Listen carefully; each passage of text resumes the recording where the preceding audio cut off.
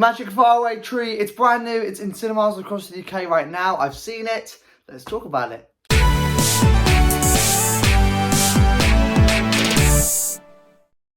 Hey, welcome back to the video, a brand new movie review. Today I'm talking all about the Magic Faraway Tree. It's in cinemas across the UK right now. I have seen it. Before we start talking about it, as always, a friendly reminder, these are just my thoughts.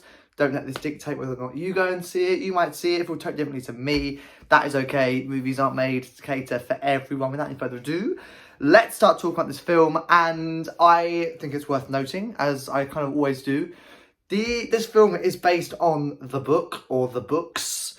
I had no idea that these were books before. This film was a recreation of the books.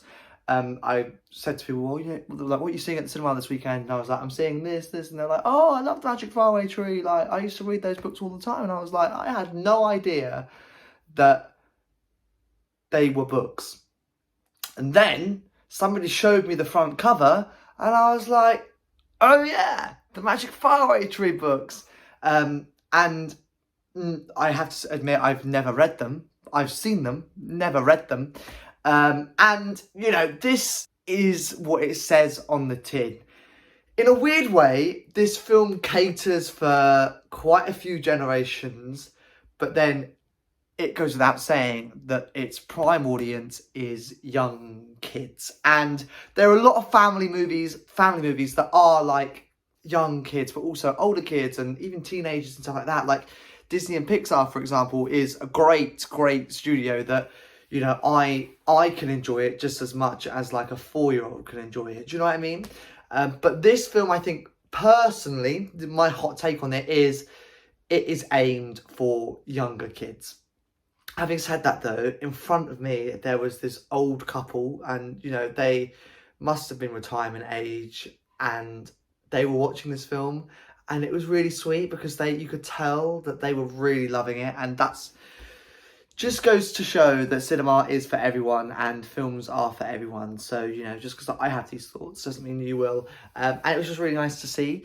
But it goes without saying that this film, there was a lot of younger children in this screening.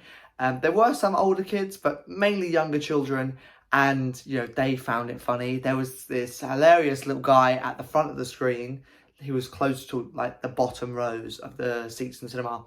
And he was giving us like a commentary every now and again, just to remind or just to tell the whole screen that he liked that scene or he liked that character.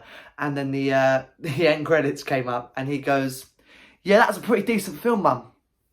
And the whole cinema starts laughing. It genuinely was a really nice actually experience and atmosphere in the screening.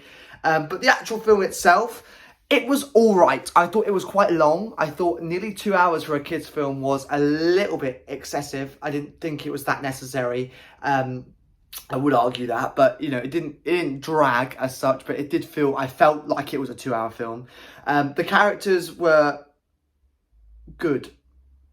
I say that apprehensively. I have not read the book, so I have no like connotations on what these characters should be like and what their personalities are like and things like that. But I found some of these characters quite irritating. I found the forgetful character quite irritating at times. Again, I know that's his personality and I know that's who the character is supposed to be, but I don't know, I just found him a bit annoying. But the biggest character I had a problem with was the older daughter. I just found her really bratty, really I just couldn't stand her, to be quite honest. I thought her attitude and demeanour towards things were really quite rude. I thought the young boy, you know, while he was also obsessed with his tablets and stuff, he shifted and he was like open-minded about moving away. Whereas this bratty girl was like, me. And I get that's part of the story, but I don't know. I just feel like sometimes movies want you to generate this idea of a character and feel like, because she's supposed to be a bratty child, I get that, but I don't think she had to be that bratty, because to the point where I found her a little bit insufferable at times, and I'm like, I think we've pushed it a bit too far. Andrew Garfield was great in this film. It's really nice to see a different side of him, and I did like the way that this story was full circle, and at the end of the film, you know, we really started to see some puzzle pieces fit together in terms of the story, and, you know, get some bit more backstory and context, and everything sort of made sense. And there were a few moments where we kind of went, oh, that's really cute, that's really sweet. Which is, again, I think more aimed towards adults who are taking their kids to see this film, so they can get a little something from the movie as well. But yeah, this film is what it says on the tin, in terms of it's a fun, wholesome family movie. There's a few moments that I found funny. There was loads of moments where younger kids were laughing in the cinema. I wasn't laughing, but then I'm not 4, so you know what I mean. It's one of those. So it there it is loaded with elements of humour that even I found funny. So do you know what I mean? It does cater for all in that respect. Not as much. It doesn't cater for all for the entire film. There's moments within the film that caters for all, but I wouldn't say it's a massive film that constantly caters for everybody that's going to go and see this film. It's a hearty, wholesome family movie. If you like the books, you're guaranteed, I think, to like this movie.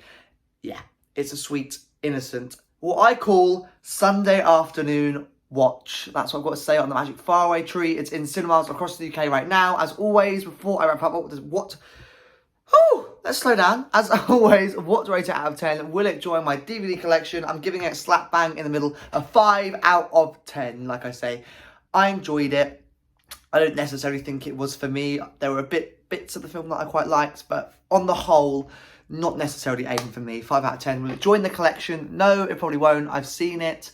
That's all I really need to get from it. Like I say, Magic Faraway Tree in cinemas across the UK right now. In the description below is the movie plot, a link to the movie trailer, as well as a link to my movie review playlist. It features every single movie review that I've ever done. I also went to go and see Splitsville straight after seeing Magic Faraway Tree, so you'll hear my thoughts on that very, very soon. Other than that, thank you very much for watching this video, and I'll see you in another video, and hopefully another movie review in a bit.